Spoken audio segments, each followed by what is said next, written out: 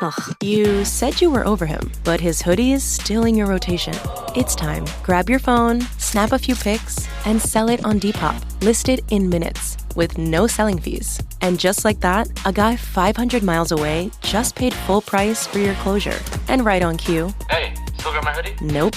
But I've got tonight's dinner paid for. Start selling on Depop, where taste recognizes taste. List now with no selling fees. Payment processing fees and boosting fees still apply. See website for details. You've been there, settling in for an evening of TV only to waste half the night scrolling. Enter Fire TV, entertainment with zero effort required. Fire TV serves up personalized recommendations from across all your apps. Not sure what to watch? Just tell Alexa Plus what you're in the mood for and she'll pull up the perfect recommendation. Problem solved. Stop the scroll, start the show. Find what you're looking for with Fire TV. Subscriptions may be required. WABC.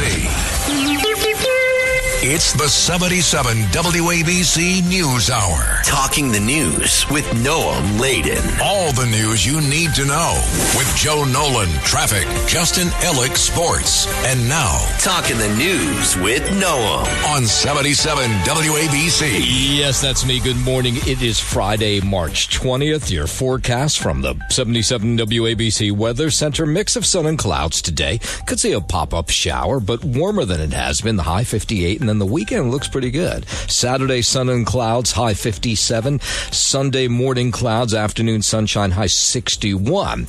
If you're walking out the door with us right now, so happy you are. 33 clear in Katona up in Westchester. 35 and partly cloudy in Elizabeth over in New Jersey.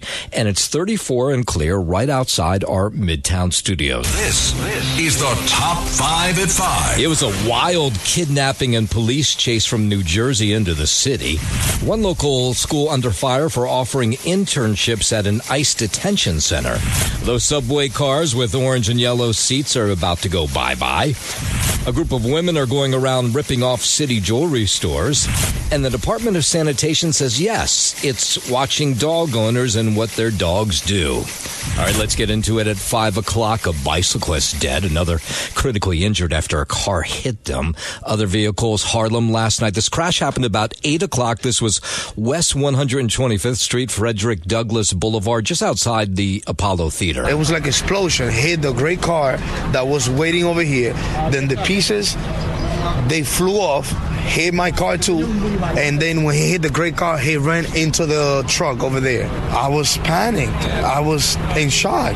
It's like I saw everything in slow motion. Yeah, there was a lot of eyewitnesses. So police are not saying exactly if this guy was drunk behind the wheel, but some people who saw this crash say he likely was. 49-year-old crashed into vehicles going fast enough. He sent 2 delivery workers flying off their bicycles.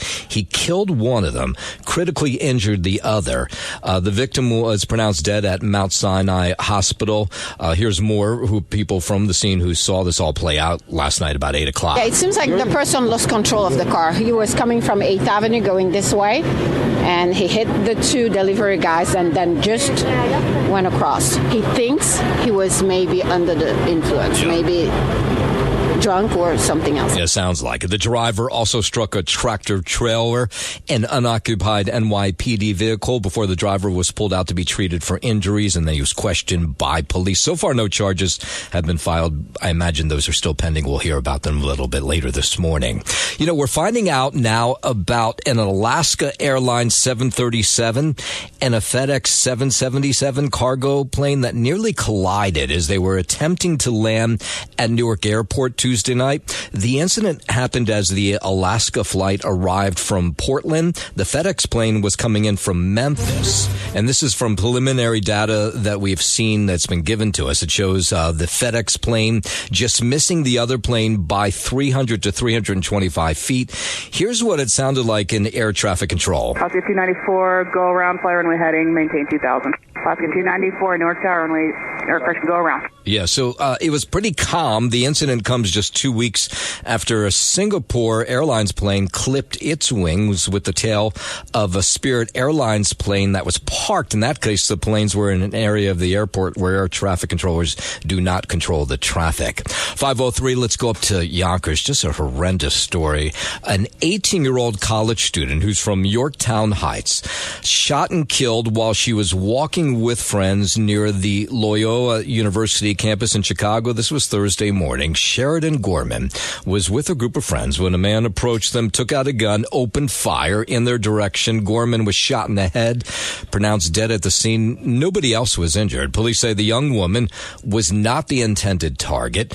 Here's the Yorktown supervisor who knows the family. It's just so tragic to see a life, especially such a bright light of a life, cut short and so meaninglessly. So such a waste. My heart goes out to the family. Mia Gorman graduated last year from Yorktown High and then flew off to Chicago to start college. In a letter to parents from the university, they say that they're working with police to figure out exactly what took place. There have not been any arrests so far. Yorktown is a very strong community. We stand with our residents, and I know the Gormans will have that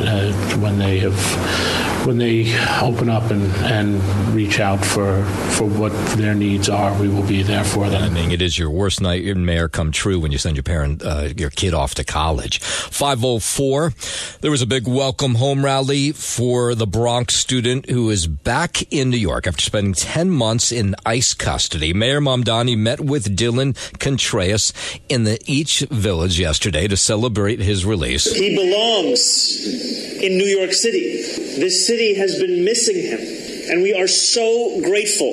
We are so grateful that you are home. Contreras thanking all of New York for keeping his name alive while he was in custody. So you may not remember this story, but he was enrolled at Ellis Prep Academy up in Marble Hill, and he has no criminal history. He was pursuing apparently a green card after coming here from Venezuela, and he went in for one of these meetings to talk about his green card, and that's when he was taken into custody.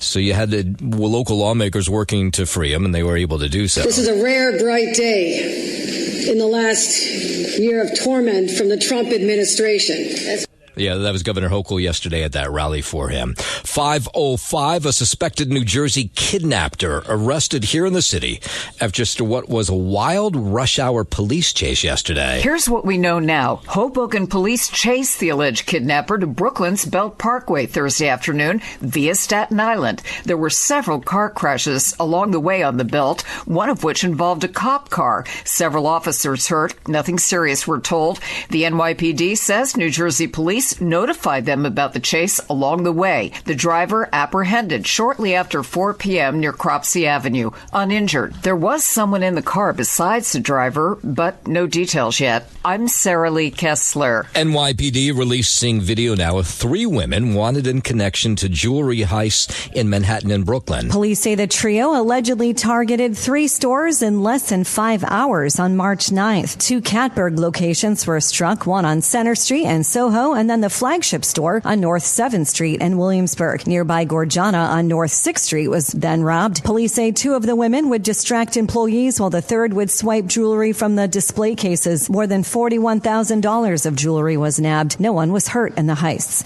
I'm Kristen Marks. WABC News Time 5:09. Let's head down to Washington. President Trump last night hosting Japan's prime minister for dinner on her first visit to the White House. We've become very close, so close that I endorsed her for her election. And she did what? She got the highest number ever gotten by somebody running for the highest position in Japan. As you might guess, a lot of the talk over the last 24 hours with the prime minister was about the war in Iran. And a Japanese reporter asked the president why he didn't inform U.S. allies like Japan about the strikes against Iran before they took place. Who knows better about surprise than Japan? Okay? Why didn't you tell me about Pearl Harbor? Okay? Right? Yeah, he makes a good point. One thing you don't want to signal too much. When we go in, we went in very hard, and we didn't tell anybody about it because we wanted surprise. Japan Prime Minister Takaichi saying through an interpreter that she has faith in the president's ability to maintain global peace. Even against such backdrop, I firmly believe that it is only you, Donald, who can achieve peace across the world. But she stopped short of pledging any military support to secure the Strait of Hormuz. Iran, of course, has repeatedly attacked tankers in that vital waterway where about 1/5 of the world's oil passes through. Iran's development of nuclear weapons must never be allowed. And that is why we, Japan, have been urging them and also reaching out to other partners in the world. Yeah, okay. But overseas, overnight, while you're sleeping, more attacks, most of them coming from the Israeli military in Iran. Back here, the Secretary of War, Pete Hegseth, saying that the U.S. is winning the war in Iran decisively. Correspondent Tony Waterman reports that Hegseth told a Pentagon briefing, this was yesterday, that the war is on track, but did not say when it might end. Hegseth was adamant that this conflict wouldn't become a forever war. When asked about a report that the Pentagon is seeking an additional $200 billion to fund the fight, Hegseth said it takes money to kill bad guys and replenish weapons stockpiles. Yeah, the Pentagon chief promising the families of U.S. soldiers that have been killed in the conflict so far that we will finish this off. General Dan Kane said U.S. warplanes are now flying deeper into Iranian territory to strike its military capabilities. And there are reports President Trump is considering deploying thousands of troops on the ground. Hegseth said the U.S. has struck more than 7,000 targets across Iran since the start of Operation Epic Fury. Israeli Prime Minister Bibi Netanyahu talking to reporters yesterday, saying that his country did not mislead the U.S. into entering the Iran war. Does anyone really think that someone can tell President Trump what to do? Come on. President Trump always makes his decisions on what he thinks is good for America. And may I add, I think what is also good for future generations. Now, that question was in reference to the now ex-U.S. senior intelligence official Joe Kent, who resigned in protest over the war. Now, Kent posted a letter saying that the U.S. started this war due to pressure from Israel and its powerful American lobby. And the prime minister saying that's just nonsense. I didn't have to convince President Trump about the need to prevent Iran from developing its nuclear program, putting it underground. He explained it to me. I didn't explain it to him. This canard that we dragged the United States into it is not just a canard. It's ridiculous. It's just ridiculous. And while we're overseas, the USS Gerald Ford aircraft carrier headed back home after the ship caught fire in the Middle East. Flames broke out on March 12th while the ship was operating in the northern portion of the Red Sea. For nearly 30 hours, sailors battled the fire in the ship's main laundry facility before it was finally put out. There was heavy damage to the USS Ford, the nation's newest carrier. At least 3 crew members were injured and flown off the ship. The carrier made its way to Crete for repairs. I'm Phil Farrar. One more war story. The president saying that the Pentagon's new ask for $200 billion in funding isn't just for the war in Iran. We want to have vast amounts of ammunition, which we have right now. We have a lot of ammunition, but it was taken down by giving so much to Ukraine. They gave so much. He says $200 billion he knows is a lot. Well, we're asking for a lot of reasons beyond even what we're talking about in Iran. This is a very volatile world. Okay, so what we've seen overnight is more attacks on Iran, mostly from Israel. Some missiles have gotten into the Middle East, but no word of any destruction. We did see some of those missiles, some of those drones making it in Israel's direction overnight, sending people into shelters. But again, no word of casualties or any destruction there. 5:14. It's still a nightmare for people who are heading to some of the airports. Now, I will tell you this. Sidney Ferris, who left for Florida yesterday, said he had no problem really getting through the TSA line. It wasn't terrible. But depending on what airport you head to, due to this partial government shutdown, TSA workers are not being paid because of that shutdown. And so some of them, maybe rightfully so, haven't been showing up for work. So some airports are getting hit harder than others, which means some of these TSA lines can be 2 hours long. More from correspondent Costello. talking 2- and 3-hour waits at key airports, including, for example, Miami, New Orleans, Houston Hobby, Houston Intercontinental, Philadelphia. Newark has been bad at times. JFK has been bad. Yeah, so 3 terminal security checkpoints at Philadelphia International Airport still closed because of staffing shortages, so it's a little bit hard to get through those lines. The problem is we don't have a good single source to get accurate numbers of what the wait time is at a particular airport. You've really got to just show up with plenty of time to get there. We found that as well. We can't get exact times. We get them from people who are in line and tell us it's an hour, it's 10 minutes, it's 45 minutes. Depends on what day and what time you show up. All right. In a moment, we'll tell you how the fallout from this Cesar Chavez scandal continues and how some cities are responding to it all. We'll get into that in just a moment. But first, 5:15, let's head over to the 77 WABC Sports Desk. Happy Friday. Good morning, Justin Ellick. Happy Friday. Good morning to you. Noam Laden. We'll get to March Madness yesterday and all your local action here. But sort of sad news coming out of Mets camp. Howie Rose is on the outs. I don't know if you saw this, Noam Laden, but the Mets radio broadcaster, play-by-play legend Howie Rose, charismatic man, has called Mets games in various capacities since 1995. He announced yesterday that he will retire after this season. He had previously said, that he hoped to continue announcing until the Mets win another World Series. But you think he was pushed out? No, I don't think so. Okay, well, you seem surprised by this. No, he's had some health issues in the past couple of years. Did he say why he's stepping away, or he just said he's stepping away? Well, I mean, I would imagine he's had bladder cancer, so I would imagine it has to do with that. Okay. He's had health issues, obviously, stemming from that. How old is he, do you know? He is 73. Oh, all right. Yeah, well, now he's 72. He's going to be retiring when he's 73, I should say. So at the end of this season? Yeah. Mm-hmm. So, I mean, it's said in the past, I'm going to wait until the Mets win another World Series, but I don't know how quickly that's going to happen. Yeah, exactly. Put it in the books. Yeah, you better put it in the books. He was great, man. He was legendary and should be, I don't know, is he in the Hall of Fame?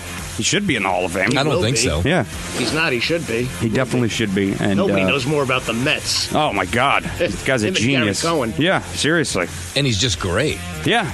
And, I've never had the pleasure of meeting him, but I'm sure he's a good guy. I'm sure he is a really good guy. Yeah, I worked with him. He's great. He seems like a really good guy. Oh, smart. Oh, and congratulations, Howie. Yeah, best of luck to whatever doofus is going to try and step into those big shoes. Yeah, good luck. Yeah. Put it in the books. Exactly. Love Howie. There you go. College basketball, your final for 1 seed Duke yesterday against 16 seed Siena. They were on upset alert there for a bit. No, I saw part of this game. Yeah, 71-65 was your final out in the East region. Siena almost getting the job done, couldn't pull it out. 1 seed Michigan over 16 seed Howard, 101, I should say, to 80 in the Midwest region. So both of those 1 seeds move on. Couple of upsets yesterday, if that's what you want to call them. Just the worst seed over the better seed in these cases. 12 seed High Point, 83, and 5 seed Wisconsin, 82 in the West region. 11 seed VCU beating 6 seed North Carolina in overtime, 82-78 yesterday, and 11 seed Texas beating BYU 79-71 in the West region. Looking ahead to notable matchups today and tonight, 1:35 p.m. this afternoon. 16 seed LIU going up against 1 seed Arizona in the West region. 7:10 p.m. tonight. Our Johnnies, they get their first round action underway. The 5 seed St. John's up against 12 seed Northern Iowa in the East region. And 9:25 p.m. tonight, another 1 seed in action in Florida. They're going up against 16 seed Prairie View A&M in the South region. There's no reason to get off the couch today. No. I can't wait to get home. Right? Yeah. I mean, those are all good. Those are all going to be fun games to watch. You gotta be up for St. John's tonight. Yeah, that's for sure. And LIU, that's a local squad. You never know. Hey, Siena yesterday almost pulled it out. They did. They looked like they were going till the last couple minutes. Great. That was great, right? Great. Yeah. So, you gotta pay attention to this stuff, man. It gets exciting. You keep it on in the background. You don't have to be glued to it all day. And you get the alert that says the game is tight or they're winning or whatever. You turn it on. Exactly. Yeah. And then you just watch these kids. They just, shoot from from space, and they're making these last minute. Oh yeah, it's March Madness, man. They're still just kids, man. That's why any of these games could go anyway. Exactly, and that's why people love it. That is your Sports Noam. I'm Justin Ellick, 77 WABC. WABC News Time 521. Director of National Intelligence back on Capitol Hill yesterday, second day of hearings, speaking in front of the House, Tulsi Gabbard, warning that illegal immigration into Texas may soon be on the rise. Potential worsening instability in countries like Cuba and Haiti risk triggering migration surges. Yeah, and so with more people, she fears that more illicit drugs could come over the border, be smuggled in. Smugglers who often operate as transnational criminal organizations view chaos as an opportunity for profit. But the latest numbers from the Fed show that in January, arrests at the border, they were down 83% year over year. Former FBI Director James Comey being subpoenaed by the Justice Department. According to multiple reports, federal prosecutors in Miami issued the subpoena as part of a DOJ investigation into former officials who have been involved in investigating President Trump. In 2016, Comey oversaw an investigation into allegations Trump's presidential campaign colluded with Russia. The DOJ probe reportedly centers on whether officials in the Obama administration broke the law when investigating alleged Russian interference in the 2016 election. I'm Mark Mayfield. All over the country, people trying to figure out what to do about the celebrations of Cesar Chavez, the immigrant rights worker, the civil rights leader who accused of sexually abusing children. This, of course, would be decades ago. He's been dead since 1993. Denver city offices have been closed usually on the last Monday of March to recognize Chavez, but the mayor there saying that day will now be called Si Se Puede Day. Yes, we can raise their voices. And Si Se Puede, yes, we can celebrate the spirit of a movement dedicated to the notion that everyone is entitled to justice. Si Se Puede. And Denver, like so many other towns that have Chavez's name on parks and on streets, on elementary schools, now working to pull that back and come up with other names, get his name off those buildings and off those streets. We will remove Cesar Chavez's name from the holiday. We will remove it from the park.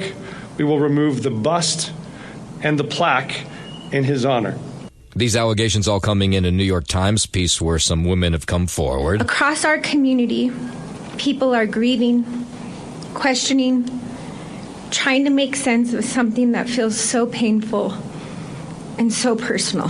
We made the very difficult decision to remove the sign and the bust that I drove by my entire life and was so proud to have such a park in my council district. Yeah, it's amazing how quickly they're jumping to move all these names off. 524, it's looking more and more likely like the legal battle over placing the 10 Commandments in public schools headed for the Supreme Court. Lawsuits in Texas, Louisiana pending, and this federal judge blocked a similar law in Arkansas. It's almost virtual certainty this case gets to the Supreme Court in the next year or so. Professor Josh Blackman at the South Texas College of Law says this is exactly the type of case that the high court accepts. There have been different rulings at different judicial levels. So realistically, I'd say, right now in March of 26, maybe by 27, it gets to the Supreme Court.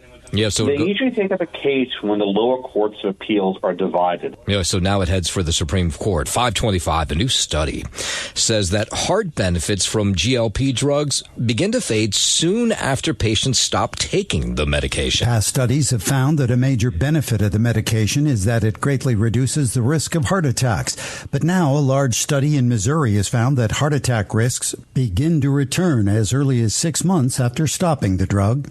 The study published Wednesday said patients need to maintain treatment with GLP-1 medications in order to continue seeing the heart benefits. I'm Michael Cass. Which essentially means maybe you could just never get off them. Your pet usually won't lower your taxes, but in some cases, apparently, they could. They're in a lot of our pictures, and we do celebrate their birthdays. But the IRS says there are some circumstances where you can claim your pet as a deduction on your return. For instance, if you need a service animal for any physical or mental disability. Now, if your pet works as a social media influencer, it could be considered a business asset. And if you foster animals for a qualified nonprofit animal shelter or rescue, you might be eligible to deduct some unreimbursed out-of-pocket expenses. I'm Monica Nelson. A doctor highlighting the health benefits of taking a walk after you eat. This seems like it'd be obvious to me. But anyway, gastro Jessica Pillpot, she's with the Cleveland Clinic. She says walking right after a meal can shorten the amount of time the food sits in your stomach. Even just making a change in position can impact stomach emptying. So a person that can't walk around the block, if they at least get up to stand from sitting, they walk around their house, that may still impact positively their stomach emptying. Yeah, especially after that meal's really big, unbuckle your pants and then, buckle them back up and then go for a walk. She says like 15 to 30 minutes is good. Walking immediately after a meal can shorten rapidly the amount of time that food sits in the stomach. And so that can really improve symptoms of feeling excessively full, reflux, abdominal pain. Yeah, so she says, good idea, especially after a big meal. WABC. It's the 77 WABC News Hour. Talking the news with Noam Laden. All the news you need to know with Joe Nolan, traffic, Justin Ellick, sports. And now, Talking the News with Noam on 77 WABC. Yes, that's me. Good morning. It is Friday, March 20th. Your forecast from the 77 WABC Weather Center. Mix of sun and clouds today. Could see a pop-up shower, but warmer than it has been. The high 58, and then the weekend looks pretty good. Saturday, sun and clouds, high 57. Sunday morning clouds, afternoon sunshine, high 61. If you're walking out the door with us right now, so happy you are. 33 clear in Katona up in Westchester. 35 and partly cloudy in Elizabeth over in New Jersey. And it's 34 and clear right outside our Midtown studios. WABC News Time 540. Let's head over to New Jersey. Parents in Belleville upset after a message was sent to high school students sparking alarm. Some 11th graders were invited to earn service hours at an ICE detention facility. The district says it was a mistake, but for many families, the bigger question remains, how did this happen in the first place? It's infuriating. It was just so amazing that people could think that that was okay to do that. And this was coming from an educator. The kids are like, what am I supposed to do with this? I feel some kind of way. Then you have other kids who are children of immigrants who already have a lot of fears. Yeah, that's what you want your kids to do, serve in an ICE detention center with a bunch of thugs. Apparently, it was a guidance counselor who came up with this idea. At least the superintendent of schools there is pinning it on her. The volunteer opportunity was to make sandwiches and food for detainees at the site to support them. This message was not authorized, and it was not aligned to the district expectations or protocols. Once identified, the situation was immediately addressed promptly at the school level. Yeah, it left parents, though, just scratching their heads. You want to bring minors into a detention center where people die. People die. Mm-hmm. People are raped. People are abused. The conditions are unsanitary. I understand people make mistakes. It was a severe lapse in judgment on behalf of this school counselor. From what I hear, she has a good reputation. Yeah, that counselor apologizing, but not explaining why she thought it was a good idea to have an internship at an ICE detention center. While we're in New Jersey, changes are coming to the fare gates at PATH stations. The Port Authority says the current gates are more than 20 years old, way past their useful life, so they plan to replace them. They've set aside $3.5 million to figure out the best way. There are 341 standard fare gates plus 88 compliant gates at 13 stations, with more than 75% of riders now using the TAP contactless pay system. The Port Authority says it's looking to fully integrate the new gates with TAP. I'm Sarah Lee Kessler. 542. Let's head over to NYU, where a faculty strike is looming on the campus down in the West Village. The union that represents full-time contract faculty says they'll begin picketing Monday morning if a deal is not reached over the weekend. Now, the main sticking points: pay and benefits, housing, job security, and academic freedom. You'll see a lot of us here. We're going to have an inflatable rat. It's going to be rowdy. It's going to be lively. Yeah, the union represents represents about 900 non-tenured faculty who teach about a quarter of the classes on that campus. For about a year and a half, or a little over a year now, we've been in negotiations. So it's been close to 30 bargaining sessions and still very far apart. They're over half of the full-time faculty here at NYU, and they're really what make this university so great. Do you know how much it is to send your kid to NYU right now? $80,000 a year. $80,000. Imagine, even if you get $20,000 in grants or money, that's still $60,000. And now the professors might walk off the job. An NYU spokesperson says the school has offered a very fair contract to these workers. The university has made a very significant offer to the union, the highest minimum salaries of any unionized contract faculty in the country. Will there be class on Monday? Yes, absolutely. 100%. Yeah, so negotiations going to pick up this morning. They could last all weekend right up to the deadline, which is 8 a.m. Monday morning. But without a deal, those professors said they will start walking the picket line 9 o'clock right there on the campus on Mercer Street. 544. Out to Brooklyn, where a 3-alarm fire tore through a number of businesses in Midwood. FDNY says this fire started in a restaurant. This was about 4 o'clock yesterday afternoon. You could see actually these huge billows of smoke on this citizen video that was shared with us from the roof of buildings that were blocks away. And it was all these mom and pop businesses that are now no longer going to be in use. I don't know how long it'll take to rebuild them. It was like a smoke on top. The fire was in the restaurant, but they had to tear down everything. They broke everything inside. The roof is dropping down and everything inside there. Yeah, so some of them completely destroyed, including a place called the 5-Star Barber Shop. Now, this is, again, a mom and pop shop. They just spent all kinds of money redoing the barber shop. I mean, I saw pictures of what it looked like redone. It looked fantastic. And they just reopened, and now they're going to have to start all over again. Here's the owner. It's Eid tomorrow, so we have really busy these days. So we work like 13, 14 hours every day. So there's mad customer inside. When the fire happened, they were scared. They ran outside. We have so many stuff. We have money inside. We have jackets. We have shoes. Everything inside. It's all gone. Yeah, he said he watched his dreams go up in flames. All 6 businesses boarded up this morning. The cause of the fire, that's still under investigation, but it did start in the restaurant. In a moment, we'll tell you how those subway cars, the famed one with the orange and yellow seats, are finally going bye-bye. We'll do that in just a moment. For first 5:45, let's head over to the 77 WABC Sports Desk, and here's Justin Ellick. Let's do it. Noam Layden. We'll get to all of your college basketball NCAA March Madness action from yesterday and a look ahead to today and tonight. But first, some somber news coming out of Mets camp. Longtime New York Mets broadcaster Howie Rose announcing yesterday he is planning to retire at the end of the season after spending 4 decades with the organization. 72-year-old began his Mets broadcasting career in 1987 and has served as the team's lead play-by-play radio voice since 2006. He put out a little video statement yesterday. The Mets putting it out on their social media platforms, just saying goodbye to the fans and detailing what his role is going to be moving forward. Let's hit that, Louis. This year, though, will be especially meaningful to me because 2026 will be my final season in the Mets broadcast booth. This year, I'll be in the booth for all of the home games, plus the 3 at Yankee Stadium, and, of course, every game home and away during the postseason. You know, I'm always honored to start the season by emceeing opening day at Citi Field.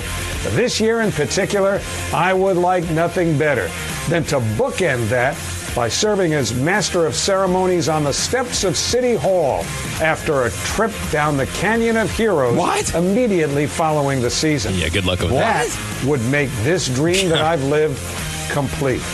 All right. Thanks for everything. I'll see you on opening day. All right, we'll see you there, Howie. For his sake, I hope it happens. That would be kind of cool. Well, I don't think it will. Come on. That'd be the perfect... That's why it's called a dream. Yeah. Right, exactly. Pipe dream at that. Listen, you never know, right? Yeah. That's why you play. You know, the Mets could get hot, they could stay healthy, and they could be great. Sure. And that would be a blessing for the great Howie Rose as he rides off into the sunset. But you'll still see him around. The alarm clock just went off. Time to get to work. Yeah. Put it in the books. Put it in the books, baby. Thank you, Howie.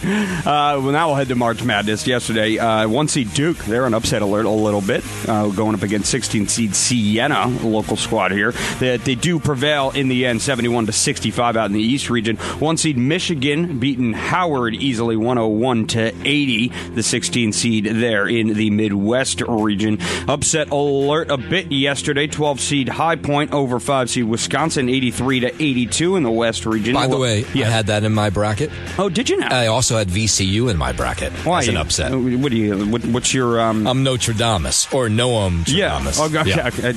Really? That's what we're doing? What's your affiliation to High Point University? Nothing. Sometimes I just get this feeling, and the High Point was one of them, so I picked them to win. Have you ever seen that campus? It's like a country club. Yeah. It's unbelievable, that campus. Yeah. They've got like an In-N-Out in their dining hall. They do, yeah. Other notables yesterday, VCU beat North Carolina in overtime, 82-78. Texas, the 11 seed beating BYU 79-71. Today, LIU is in action at 1:35 p.m. this afternoon. The 16 seed there going up against 1 seed Arizona in the West region. The Johnnies looking ahead to this one. You got to stay up and watch at 7:10 p.m. I know, we're going to be a little bit tired. We get up early in the morning. That's usually on Fridays when we're starting to wind down a little bit, but you got to get in front of your TV for this St. John's game, around 1 to 5 seed against 12 seed Northern Iowa, and later on tonight, 16 seed Prairie View A&M against 1 seed Florida in the South region. That's a 9:25 p.m. start there. I want the day to hurry up so I can get to like 1 o'clock so I can start watching basketball. And you just park it on your couch. Exactly. You order in whatever food you need for the rest of the day. 6-pack in front of me, we're good to go. Yeah, you can even, Postmates a little bit of beer maybe. Yeah. I don't know, but there's no reason to leave your living room.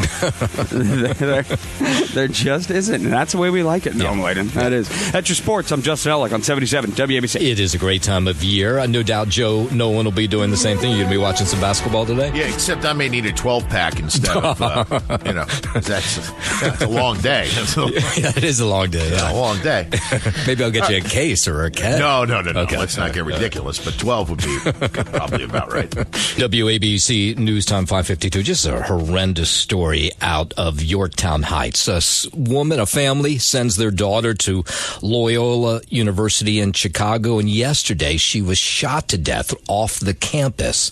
More on that from Sarah Lee Kessler. 18-year-old Sheridan Gorman, a Westchester County native, was walking with friends at 1:30 Thursday morning on a pier in Rogers Park when a masked gunman opened fire in the group's direction. A bullet struck the Yorktown Heights teen in the head. She died at the scene. Police say Gorman was not the intended target. Thomas Gorman, the victim's father, told the Chicago Sun-Times he had a message to share. Tell everyone to go hug their kids. I'm Sarah Lee Kessler. Okay, those MTA R62 subway cars, the ones with the orange and yellow seats that we've been riding. It's about 40 years now those cars have been out. They're going to start retiring those cars and bringing in new ones. It's about time, but there are some New Yorkers who say they'll miss those old orange and yellow seat cars. To me, it's kind of like the Metro card, right? It's just sort of the old feeling of commuting in New York City. There's definitely nostalgia.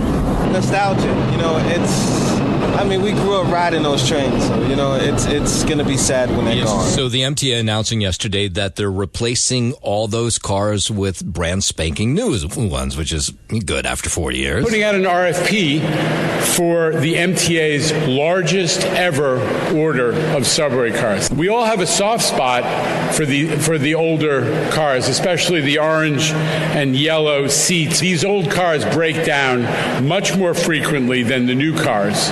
That means service impacts for New Yorkers. Yeah, so that's MTA Chair Jano Lieber. The MTA is looking for companies with innovative ideas to make the cars now, the new ones, more efficient, more reliable, and more pleasing for people who are down below riding the subway. One thing we've included in the technical specifications are higher quality electrical couplers, and that essentially brings great audio into the cars. We're also looking for a system adjusted listening devices so that any announcements can connect directly to hearing aids. Yeah, so one of these ideas is to bring in more of these open gangway cars where passengers can easily walk from car to car, like on the G train, which is appealing to those people who still love the old trains. They'll kind of look like the new ones, but they'll be wider spaces on them. By the way, these new cars, they won't be on the tracks till the earliest 2030. 5:54. It's not often that you see a crew of women ripping off jewelry stores, but that's what's been happening. 3 women behind a string of jewelry thefts across the city, including 2 that happened just minutes apart in Williamsburg in Brooklyn this week. Investigators say that all the incidents happened on Monday. The group hit this Catboard jewelry store on Center Street in Manhattan about 2 o'clock. They took about $31,000 worth of jewels from there. And then hours later, they showed up in Williamsburg and they hit 2 jewelry stores there, taking another $10,000 in jewels. It's a pretty simple plan. 2 of the women keep an employee busy by asking questions while the third one reaches into a display case and takes the jewelry. But I'll point out again, it's not often you see women doing this. Like, it's a crew of women, and the video of them is incredibly clear. I mean, they don't have masks on or anything, and so people who frequent these jewelry stores are surprised by this all. I'm like, are they really that bright if they're doing it and hitting one after another and continuously doing it because of the internet? Things get around. It's just a matter of time. I mean, you see these women, someone's going to recognize them, drop a dime on them. It hasn't happened yet, but it's just a matter of time. A decapitated goat may have been a ritualistic animal sacrifice. It was bound in Bellport out on Long Island. The animal found by a driver with a clean cut to the head. This was near the LIE overpass.